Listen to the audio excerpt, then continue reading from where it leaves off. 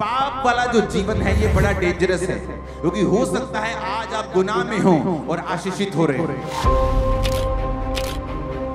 ये संसार की आशीषें ये सबूत नहीं है कि परमेश्वर आपसे खुश है, केवल ये वचन एक स्टैंडर्ड है जो आपको बताता है कि प्रभु आपसे खुश हैं या नहीं।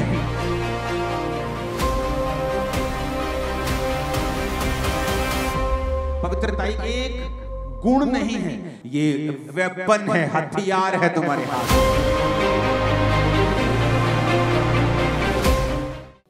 हालेलुया। तो जब आप अपना शरीर जो है परमेश्वर को देते हैं और वो आपके शरीर का इस्तेमाल करता है, किस तरह से आप प्रार्थना करना शुरू करते हैं। आपको पता चलता है कि आप एक जीवित चर्च के एक मेंबर हैं, आप उसका एक हिस्सा हैं, और आप जब चर्च में जाते हैं तो उस हिसाब से परमेश्वर आपको प्रार्थना करने के लिए कहता है। और जब आप प्रेयर करना स्टार्ट करते हैं, परमेश्वर आपको बरकत देता है, क्योंकि यही आपके बुलाने का परमेश्वर का मकसद है। अगर आप बुलाए गए हैं तो वचन ये कहता है कि आप परमेश्वर के घर में लगाए जाएंगे, उसके घर में लगाए जाएंगे, रोपे जाएंगे और आपको पानी दिया जाएगा। जब आप परमेश्वर के घर में लगाए जाएंगे तो आपका फल जो है परमेश्वर के घर में आना चाहिए। यानी आपका जीवन, आपका गिफ्ट, आपकी ताकत, आपका संसारिक गिफ्ट, संसारिक पहुंच, हर एक चीज का फायदा परमेश्वर के घर को, परमेश्वर के राज्य को होना चाहिए। और यह मकसद होता है आपका जीवित चर्च के साथ जुड़ने का, क्योंकि अगर आप जीवित चर्च के साथ नहीं जुड़े होते तो वहां पर फिर जहां आप होते हैं वहां परमेश्वर का प्लान नहीं होता, वहां परमेश्वर का दर्शन नहीं होता। जब दर्शन नहीं होता, आपको उस हिसाब से होमवर्क नहीं मिलता, असाइनमेंट्स नहीं मिलती, काम नहीं मिलते। जब आप उस हिसाब से काम नहीं करते हैं तो आप क्रिश्चियन होते हुए भी वैसी बरकत, वैसी परमेश्वर के साथ निकटता को महसूस नहीं करते जैसी एक जीवित चर्च के साथ जुड़ा हुआ व्यक्ति करता है। कितने मेरी बात को समझ रहे हैं? इसीलिए सिर्फ आप जीवित चर्च जा रहे हैं ये इंपॉर्टेंट, सबसे इंपॉर्टेंट नहीं है। अब आप जीवित चर्च में चले गए, ये पहला स्टेप था। अब आपको आगे आना होता है। कोई इवेंजलिस्ट टीम में है, कोई काम कर रहा है, कोई बो रहा है, कोई प्रार्थना कर रहा है, कोई उपवास कर रहा है, और आपको परमेश्वर के कामों को, दर्शनों को जो परमेश्वर अपने दास को देता है या आपको देता है, इस विजन को, मिनिस्ट्री को देता है, उसके हिसाब से प्रार्थना करना, उसके हिसाब से उपवास रखना, उसके हिसाब से बोना, उसके हिसाब से अपने काम करने। अगर आपको कोई गिफ्ट है, आप सीए हैं, आप उस हिसाब से आप काम भी करते हैं, प्रार्थना भी करते हैं, दर्शन के साथ जुड़ते भी हैं, और फिर परमेश्वर आप पर बरकत देता है, क्योंकि फिर आप एक वैल्यूएबल मेंबर होते हैं उसके घर के।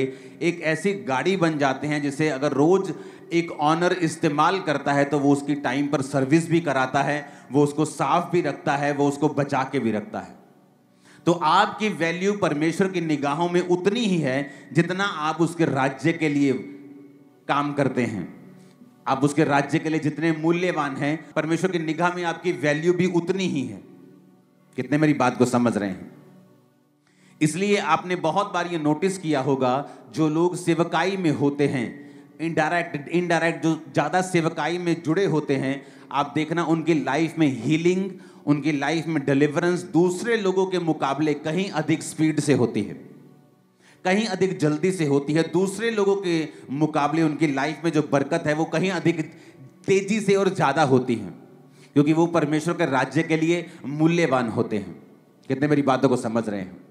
अब शैतान जब आपको धोखा देता है, वो आपको धोखा देता है झूठ के द्वारा, क्योंकि जब उसने हवा को भी भरमाया तो उसने झूठ कहा कि अगर ये फल तू खा लेगी तो ये फल खाने से तेरी आंखें खुल जाएंगी और तू परमेश्वर के तुल्य हो जाएगी। जबकि हवा ये भूल गई कि वो तो पहले से ही परमेश्वर के तुल्य बनाई गई है, तो उसे सिर्फ अच्छा देखना है, वो भी परमेश्वर ने सब कुछ अच्छा बनाया, उसे बुराई क्यों देखनी है? बुरे या भले के लिए उसकी आंखें वो क्यों खोले? लेकिन शैतान ने, बाइबल कहती, उसे भरमाया, हवा ने वो फल खाया और अपने पति को भी खाने को दिया और वो गिर गए, बाइबल कहती है। उसके बाद कर्स आए। इमेजिन करो, आपका हार्ट, आपकी किडनी कितने हजार साल चलने के लिए बनाई गई थी। आज जो 40-40 साल, 30-30 साल में लोगों को हार्ट अटैक आ रहे हैं, 50 साल में अपने आप को बूढ़ा मान रहे लोग, लेकिन आपको ऐसे नहीं बनाया गया था। इमेजिन करो आदम की उम्र अगर वो 930 साल उसकी उम्र रही होगी, तो गिरने के बाद 900 साल की उम्र है उसकी। देखो जब वो गिर गया पाप में, इमेजिन करो अगर वो पाप में नहीं गिरता तो कितने हजार साल उसकी उम्र परमेश्वर ने बनाई होगी। शायद 5000 साल, 10,000 साल, मैं नहीं जानता कितनी, लेकिन इमेजिन करो अगर गिरे हुए की उम्र 900 साल थी तो जागे हुए की और जीवित की उम्र कितनी होती। इमेजिन करो आपका हार्ट, आपकी किडनी 900 साल, हजार साल, तो कम से कम गिरे हुए व्यक्ति की बात कर रहा हूं। इमेजिन करो 2000, 2500, 3000 साल चलने के लिए आपके हार्ट को बनाया गया था। आज कोई बिल्डिंग देख लो, 200 साल नहीं निकलते किसी बिल्डिंग के। आप दुनिया का सबसे महंगा प्लेन भी आज ले लोगे 600 करोड़ 700 करोड़ का, 20 साल बाद वो भी पुराना लगने लग जाता है, सिर्फ 20 साल में। तो इमेजिन करो आप कितनी आपकी वर्थ है कि आप इतने सालों के हो जाते हैं और आपका हार्ट वैसे ही काम करता है, किडनीज वैसे ही काम करती हैं, सब चीजें वैसी ही काम करती हैं। कितना स्ट्रॉन्ग मैकेनिज्म है जो परमेश्वर ने बनाया। इसलिए बाइबल कहती है बुद्धि परमेश्वर से निकली है। दुनिया का सबसे बड़ा कंप्यूटर किसने बनाया? इसी बुद्धि ने, इसी इंसान ने बनाया। अगर वो मंगल पे भी जा रहा है तो किसकी वजह से? उसी बुद्धि की वजह से जो परमेश्वर ने दी है, उसी दिमाग की वजह से। तो इमेजिन करो परमेश्वर ने कितना शानदार आदम को बनाया था। लेकिन वचन कहता है आदम का बेटा हाबिल, आदम का बेटा कैन, दोनों एक दूसरे, जो हाबिल था वो उसकी भेंट ग्रहण हुई क्योंकि वो परमेश्वर के सामने धर्मी था। कैन की भेंट ग्रहण नहीं हुई क्योंकि वो करप्ट था। कैन ने हाबिल को मार दिया, मर्डर हो गया क्योंकि वो ब्लड का पाप जो था, जो आदम और हवा के कारण उनके वंश में गया, वो पापी ब्लड से ही थे और मर्डर किया और उसके बाद उसको वहां से भागना पड़ा। वचन कहता है कि इंसान पाप के बाद पाप करता गया और परमेश्वर ने एक दिन फैसला किया कि मैं अब मनुष्यों के साथ विवाद नहीं करता रहूंगा सदा, इसलिए मनुष्य की उम्र सिर्फ 120 साल की होगी। तब परमेश्वर ने नूह के बाद 120 साल की उम्र ठहराई और तब इंसान 120 साल जीने लगा।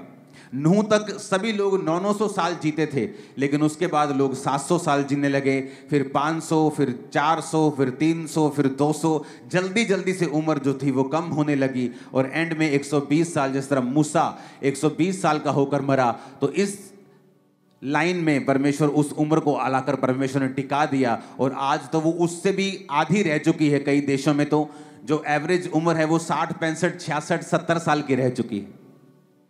जो पाप की वजह से 900 साल का आदम मरा और फिर पाप की वजह से 120 का हो गया और अब पाप की वजह से वो 65, 70 का ही रह गया इंसान। आप इमेजिन करो कि परमेश्वर ने जब इंसान बनाया था तो हजारों साल जीने के लिए बनाया था।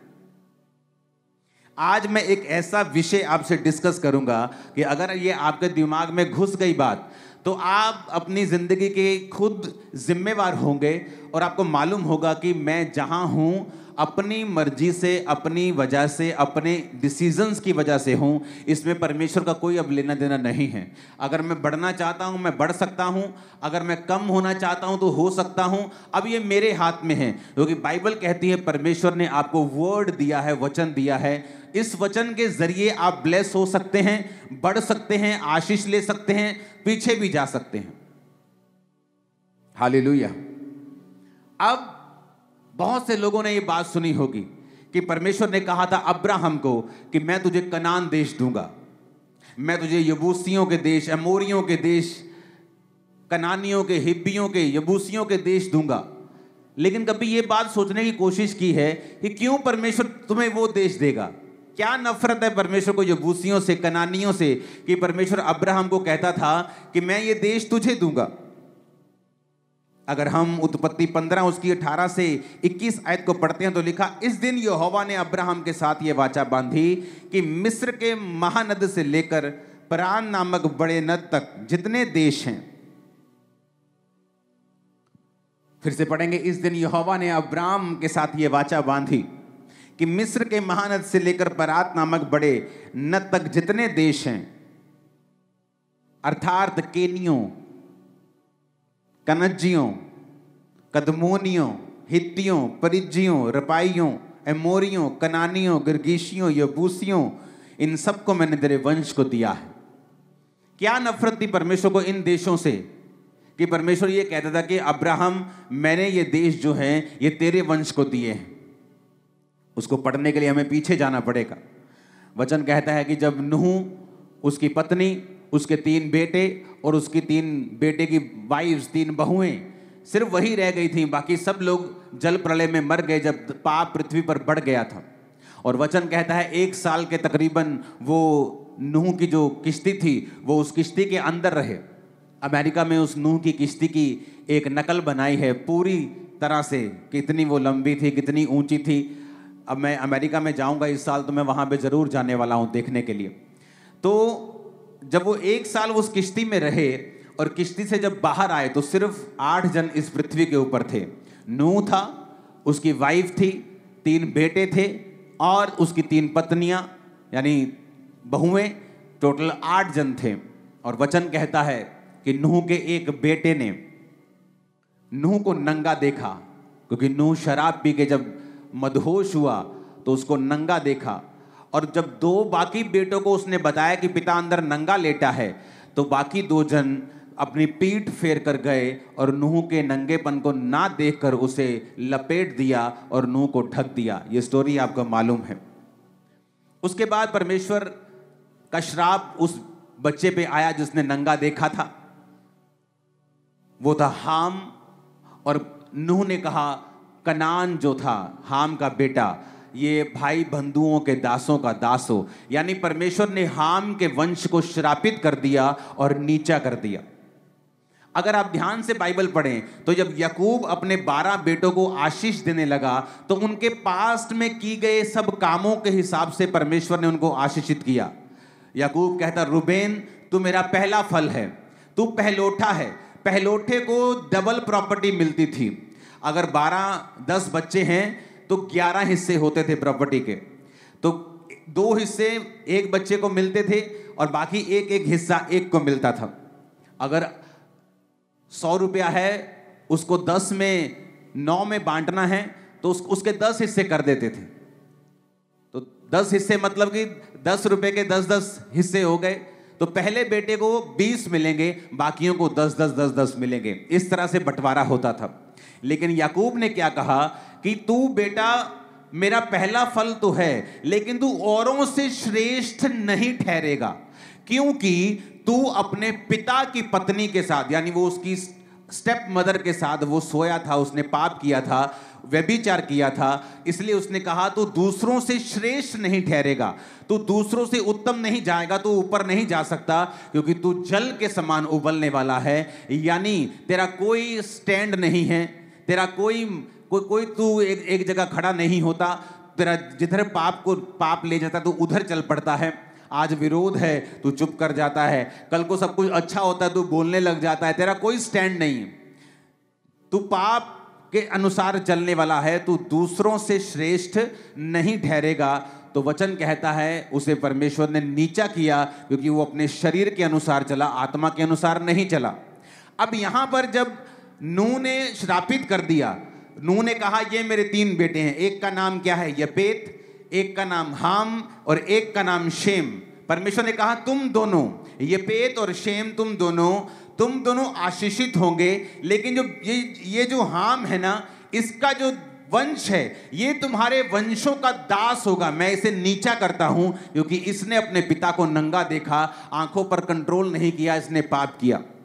अब समझने वाली बात यह है कि हमें पूरी बाइबल की नॉलेज होनी चाहिए कि जब एक व्यक्ति पर श्राप आता है या एक व्यक्ति को वो पाप से निकलता है या पाप करता है, उसकी लाइफ में क्या होता है। अगर वो तौबा नहीं करता क्या होता है, अगर वो तौबा करता है क्या होता है, या एक व्यक्ति जब फैसला करता है कि मुझे पवित्रताई में और परमेश्वर के साथ मेल मिलाप करके जीवन बिताना है, तो उसकी लाइफ में क्या होता है। अब जब हम उत्पत्ति 10 उसकी 6 से लेके 20 आयत तक पढ़ते हैं, इसमें वंश लिखे हैं। कौन से वंश? हाम के। हाम कौन? जिसने अपने पिता को नंगा देखा था। लिखा हाम के पुत्र कूश, मिस्र, फूत और कनान हुए। कूश के पुत्र सबा, हवीला, रामा, सबतूका, रामा के पुत्र शबा, ददान।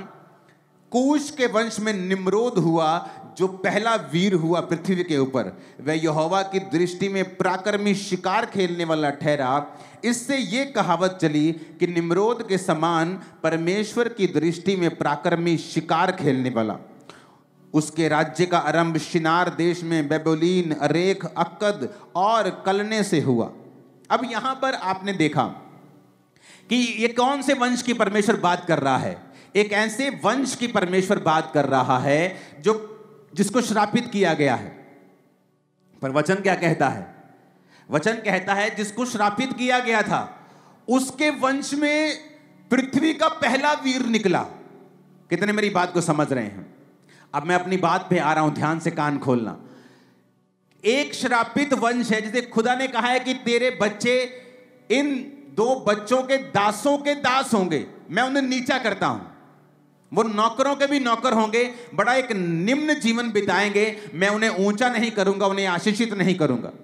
लेकिन वचन क्या कहता है? हुआ क्या उनके साथ? ऐसा कुछ नहीं हुआ अभी। वचन कहता है कि उनके वंश में एक वीर पैदा हुआ। पृथ्वी का पहला वीर उस वंश से पैदा हुआ जिस वंश को परमेश्वर ने श्रापित किया था।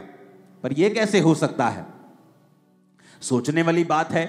जब आप बाइबल पढ़ते तो सोचते तो होंगे ही कि एक तरफ अभी पिछली अध्याय में तो परमेश्वर इनको श्रापित कर रहा है, अगले अध्याय में यह लिख रहा है कि इसी वंश में एक ऐसा वीर पैदा होता है जो पृथ्वी का पहला वीर था।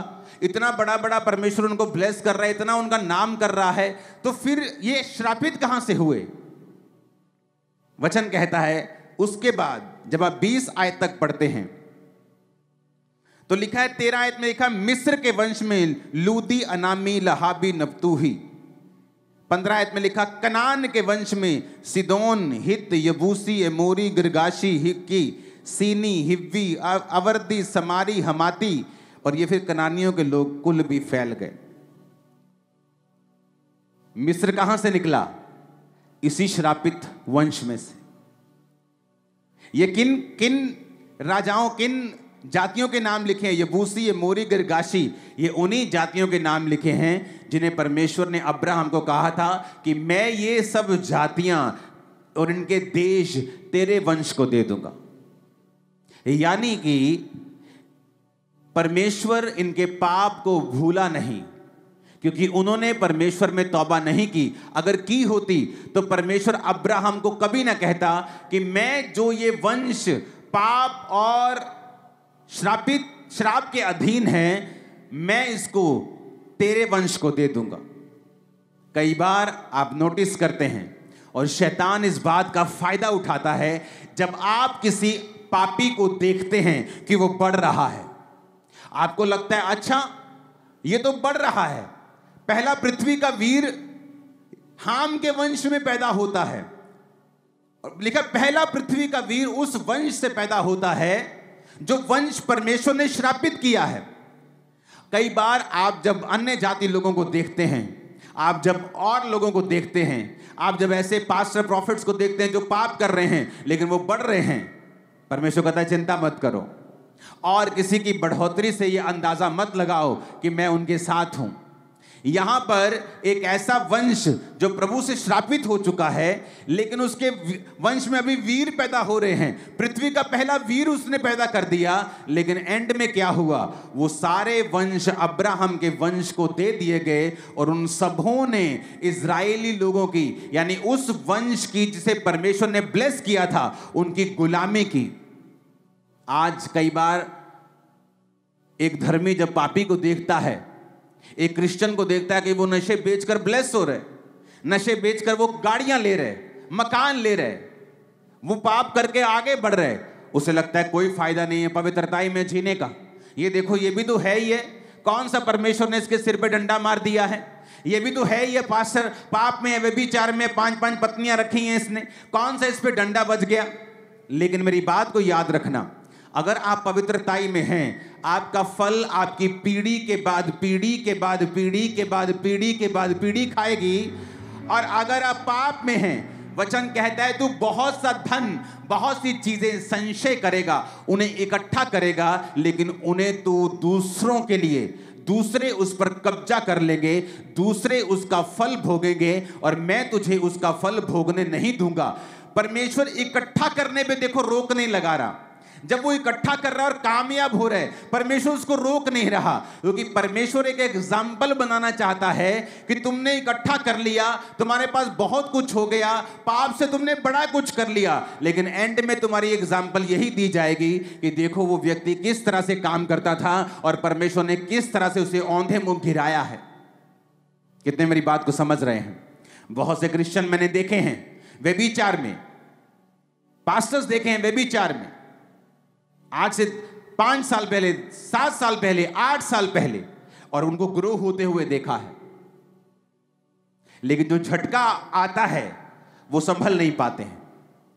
जब शैतान अटैक करता है और जब परमेश्वर अपने हाथ को उठा लेता है, वो सहन नहीं कर पाते हैं, उबर नहीं पाते हैं, उसके बाद कभी भी सेम नहीं रहते जैसे वो थे। पाप वाला जो जीवन है ये बड़ा डेंजरस है, क्योंकि हो सकता है आज आप गुनाह में हो और आशीषित हो रहे हो, फिर आप जब कंपेयर करेंगे कि मैं तो पाप में हूं लेकिन मुझे तो आशीष मिल रही है, देखो मेरे बॉस ने मेरी तनख्वाह बढ़ा दी, मेरे बॉस ने मुझे गाड़ी लेके दी है, देखो परमेश्वर मुझे ब्लेस कर रहा है, मेरी शादी हो गई है। लेकिन वो अप्रूव नहीं होता है कि परमेश्वर आपसे प्रसन्न है। ये संसार की आशीषें ये सबूत नहीं हैं कि परमेश्वर आपसे खुश है। केवल ये वचन एक स्टैंडर्ड है जो आपको बताता है कि प्रभु आपसे खुश हैं या नहीं हैं। आमीन। कितने मेरी बातों को समझ रहे हैं? मैं बड़ा हैरान हुआ जब मैंने हाम का वंश पढ़ा, क्योंकि मैं बाइबल को बार बार पढ़ता हूं। एक बार बाइबल खत्म, फिर दूसरी बार शुरू, फिर तीसरी बार शुरू, फिर चौथी बार शुरू, और मैं पढ़ रहा हूं, मैं क्या देख रहा हूं कि परमेश्वर ने पृथ्वी का पहला वीर उस वंश से पैदा किया है जिस वंश को परमेश्वर ने नीचा किया। लेकिन वो कब हुआ? वो समय आने पर सारा कुछ हुआ। बाइबल कहती है परमेश्वर धीरजवंत है। पाप करने, क्रोध करने में जो पाप करते हैं उन पर क्रोध करने में परमेश्वर विलंब करता है। वो चाहता है कि ये मन को फिरा लें। करुणा करने में बड़ी जल्दी करता है, दया करने में प्रभु बहुत जल्दी करता है। कोई झट माफी मांगता है, प्रभु उसे माफ कर देते हैं। लेकिन बाइबल कहती है क्रोध करने में, सजा देने में वो विलंब करता है, वो धीरज रखता है, वो धीरजवंत परमेश्वर है। आज आपको ये फैसला लेना है, क्योंकि जब आप पाप का जीवन जीते हैं तो इसका मतलब ये नहीं कि मुसीबतें अभी आपकी लाइफ पर आएगी, लेकिन आप एक ऐसी डायरेक्शन पर चल पड़े हो जिसका एंड 100% रॉन्ग, 100% रोने वाला और 100% फ्रूटलेस होगा, और उसका एंड बहुत भयानक होगा। लेकिन आज जो लोग पवित्रताई में जीवन जी रहे हैं उन्हें लगता है कि पवित्रताई में जीने का क्या फायदा है, पवित्रताई में जीने का कोई फायदा नहीं। लेकिन जब साल बीतते जाते हैं, महीने बीतते जाते हैं, और जो रिजल्ट फिर आपकी लाइफ में आता है, मैं आपको बोल रहा हूं, जितने दिन यहां बैठे हैं, आपके वंश, आपकी पीढ़ी दर पीढ़ी आपके पवित्रताई के सामर्थ्य को देखेगी और एक बड़ा रिजल्ट उनकी जिंदगी में होगा।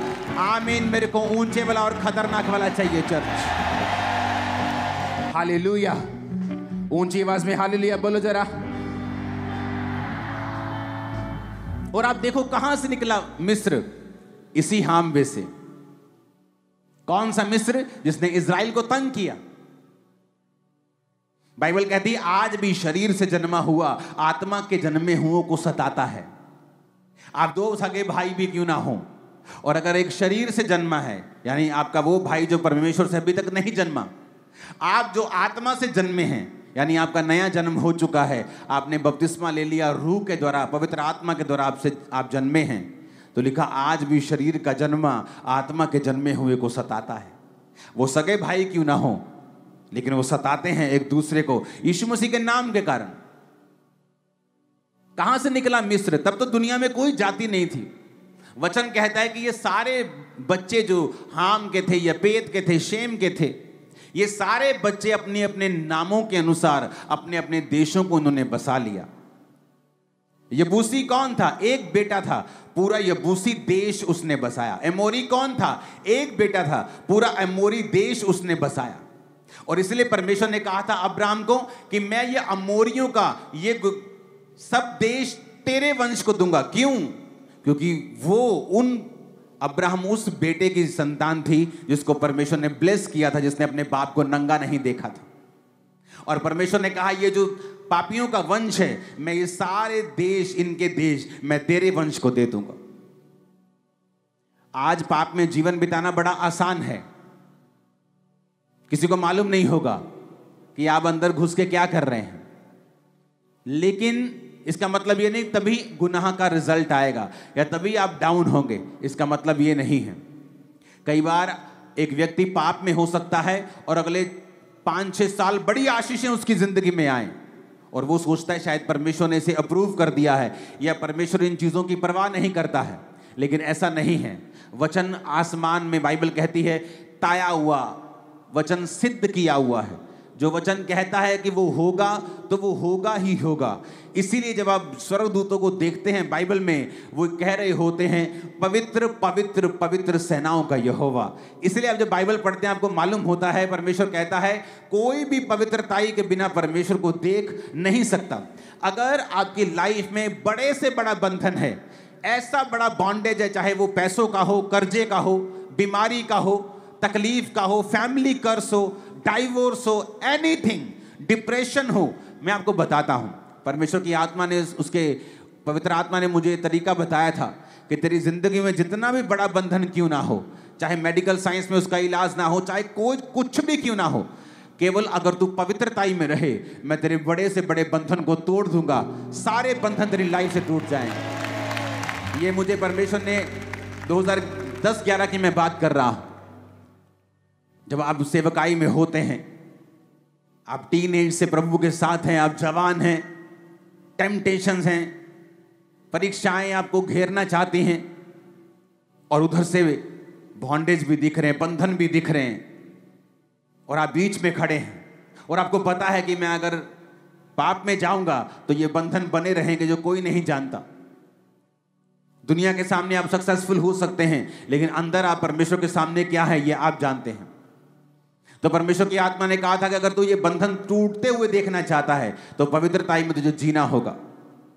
पवित्रताई एक गुण नहीं है, एक गुण नहीं है, पवित्रताई एक हथियार है जो खुदा ने आपको दिया है।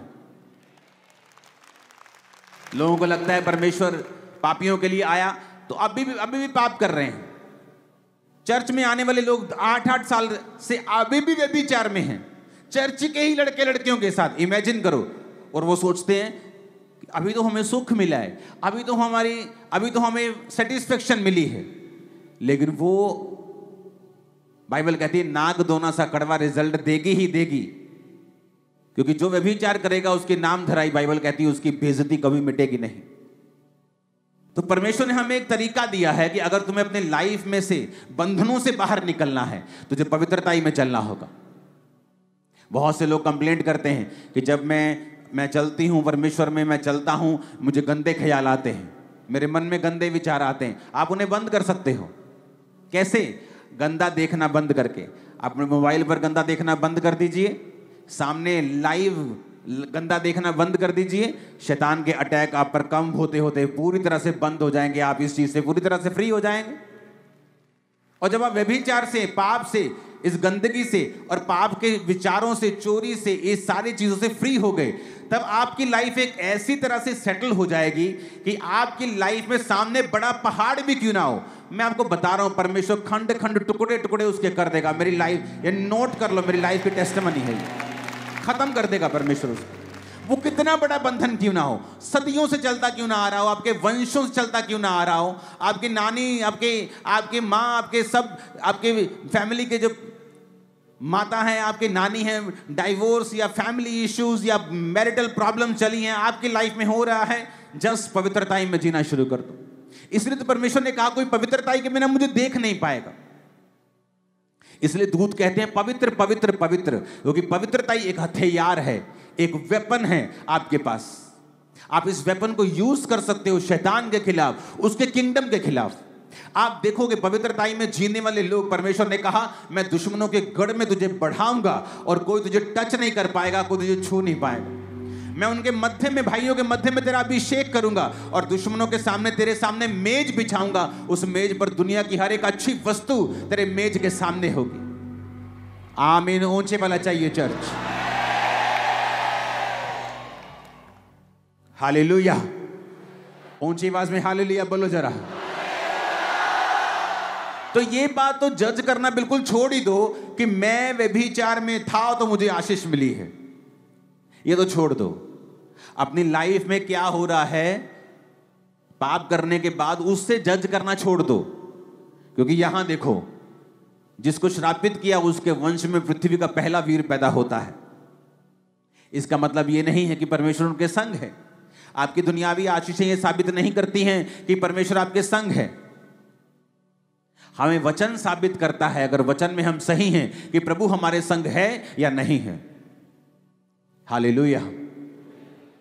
तो हमें यह बात समझनी पड़ेगी, हमें यह देखना पड़ेगा। आप तैयार हैं पवित्रताई में चलने के लिए, परमेश्वर के साथ साथ संग संग चलने के लिए? शैतान आपको, जिस तरह उसने हवा को धोखा दिया, वो आपको धोखा देता है। वो भी तो कर रहा है, तेरे को क्या प्रॉब्लम है? वो भी तो ऐसे चल रहा है, तेरे को क्या प्रॉब्लम है? दाऊद को वो बोलता होगा, तेरे भाई भी तो पाप करते हैं, राजा की सेना में देख कितनी अच्छी पोस्ट पे हैं, सब आते हैं, सब सूबेदार जी करके बात करते हैं, सब थानेदार जी करके बात करते हैं, पाप में है। देख तू, देख धर्मी बना फिरता है, कभी भेड़ चराता है, कभी गाय चराता है, सारा दिन धूप में पाले में रहता है, तेरे पास क्या है? देख वो पाप करते लेकिन फिर भी कितना आनंद में जीते हैं।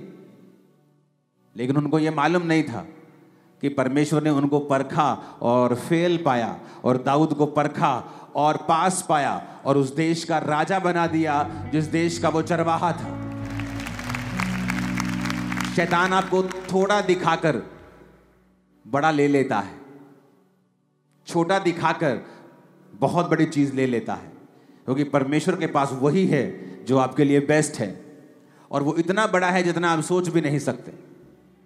दाऊद को मालूम थोड़ी था वो उस देश का राजा होगा, उसको कभी सपने में मालूम नहीं था ये बात, लेकिन उसे ये मालूम था कि चाहे मेरे भाई पाप करके भी अच्छी पोस्ट पे हैं, लेकिन मैं अगर पवित्रताई में जी कर भी छोटी पोस्ट पे हूं, तो मुझे इसी पोस्ट में परमेश्वर के साथ रहना है और उसको प्रसन्न करना है। एक बार इतनी जोर का हालेलुया बोलो, शैतान के कान हिला देना।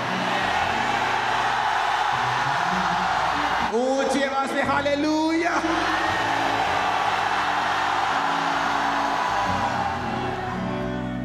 आज खुदावंद ऐसी आर्मी को ढूंढता है जो पवित्रताई में चल सके, और फिर आप इस्तेमाल होंगे जबरदस्त रीति के साथ। आपकी प्रेयर सुनी जाएगी जबरदस्त रीति के साथ। आप सफल होंगे, मैंने कहा आप सफल होंगे इन जीसस ने। परमेश्वर ने क्या कहा मालूम? उसने कहा तो अपने माथे के पसीने की रोटी खाया करेगा। तो अपने माथे के पसीने की रोटी खाया करेगा। औरत को कहा मैं तेरे गर्भवती होने के दुख को बहुत बढ़ाऊंगा, तो बहुत पीड़ित होकर बालक उत्पन्न किया करेगी। और आदमी को कहा तू पसीने, माथे पसीने की तू एफर्ट करेगा, तू जितना बोएगा उतना फल नहीं आएगा। आज हर घर की कहानी है, जाके देख लो। बहुत काम करते हैं, फल नहीं आता, काम बहुत करते हैं, रिजल्ट नहीं आता, कर्जे में है। और जिस दिन आप पवित्रताई में जीना शुरू कर देते हैं, आप मेहनत करते हैं, फल 100 गुना आता है। एक एक कर्ज परमेश्वर ने हमारी लाइफ से दूर किया है। 2015 में जब मेरी बेटी का जन्म होना था, तो डिलीवरी डेट आ चुकी थी, लेकिन हम चर्च में मीटिंग कर रहे थे, संडे का दिन था, तो संडे में मीटिंग कर रहे थे। तो संडे जब घर गए तो हल्की सी पेन स्टार्ट हुई, तो हमने कहा वेट करते हैं। सुबह तड़के डॉक्टर के पास चले गए डिलीवरी के लिए। तो डॉक्टर का घर ऊपर ही था हॉस्पिटल के। उसने कहा कोई बात नहीं, अभी पेन्स होंगी, अभी ये होगा वो होगा, थोड़ा देखते हैं, उसके बाद फिर बेबी डिलीवर करेंगे। वो भी ऊपर बेचारी तड़का लगाने जा रही थी अपनी सब्जी को, और नीचे बेबी हो गया था विदाउट पेन इंजेक्शन के, विदाउट पेन किलर इंजेक्शन के, तब भी पेन नहीं हुआ। उसने कहा मैं तेरे गर्भवती, पीड़ा होगी बहुत कम, पर कहता मैं तेरे गर्भवती होने की पीड़ा को अब बढ़ा दूंगा, क्योंकि तूने पाप किया। जिस दिन आपको पवित्रताई में जीने के फायदे समझ आ जाएंगे, मैं आपको बता रहा हूं, आप शैतान के रोज 100 जूतियां मारा करोगे। आज लोग मेरी लाइफ को देखकर हैरान होते हैं। मुझे कोई काम अपना करना होता है पर्सनल, मैं बड़े बड़े काम कर लेता हूं बिना टाइम वेस्ट, बिना मेहनत किए।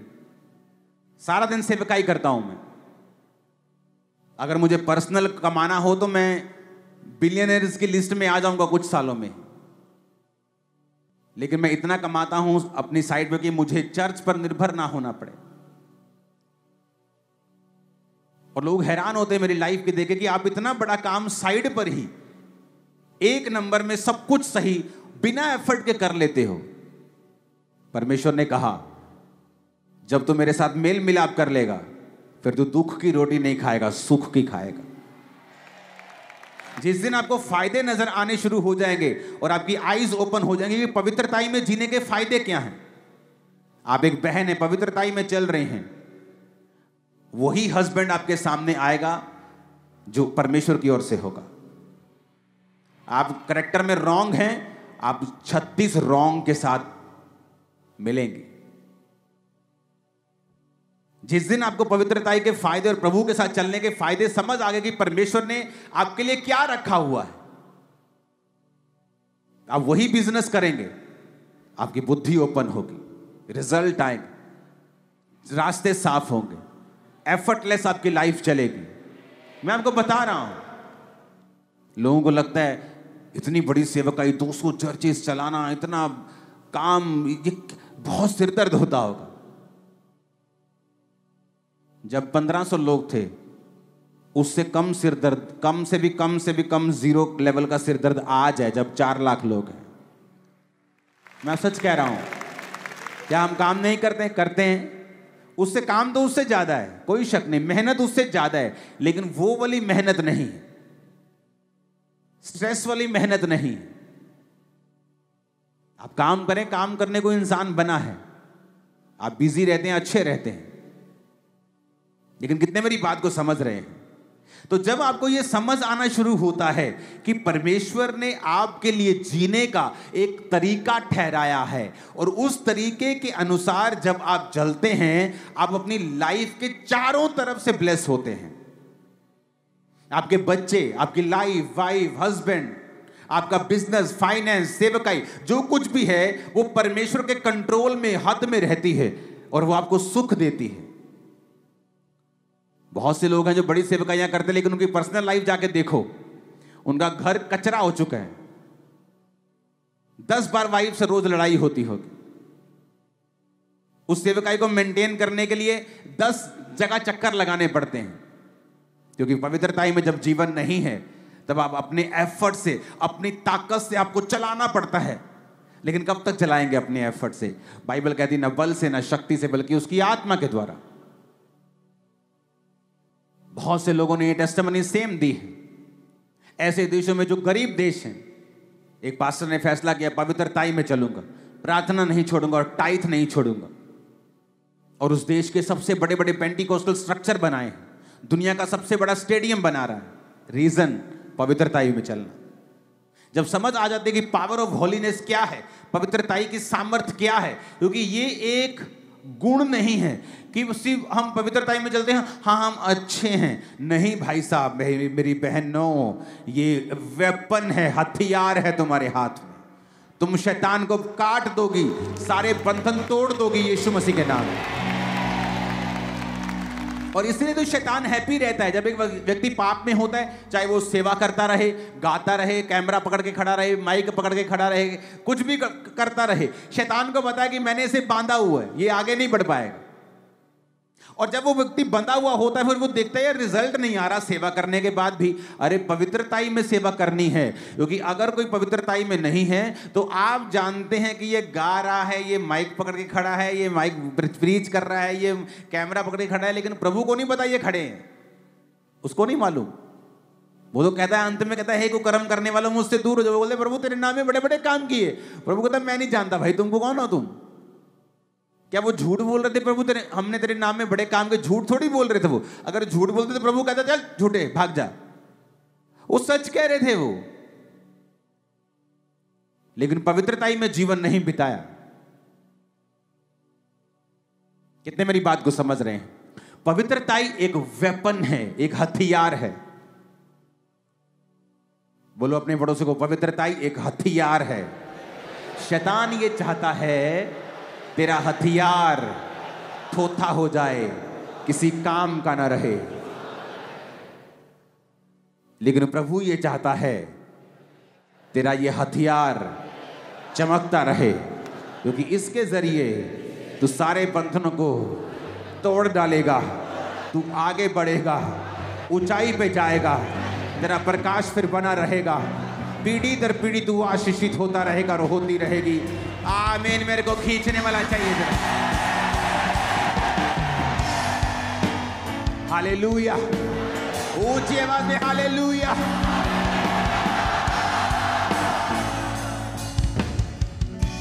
आमीन। आप मेरी बात को समझ रहे कि नहीं? यही परमेश्वर की मर्जी है आपकी लाइफ में। लाइफ फिर सेम नहीं रहेगी। आप चुगली करते हैं, पवित्रताई खराब होती है। आप किसी के साथ वैर विरोध रखते हैं, आपकी पवित्रताई खराब होती।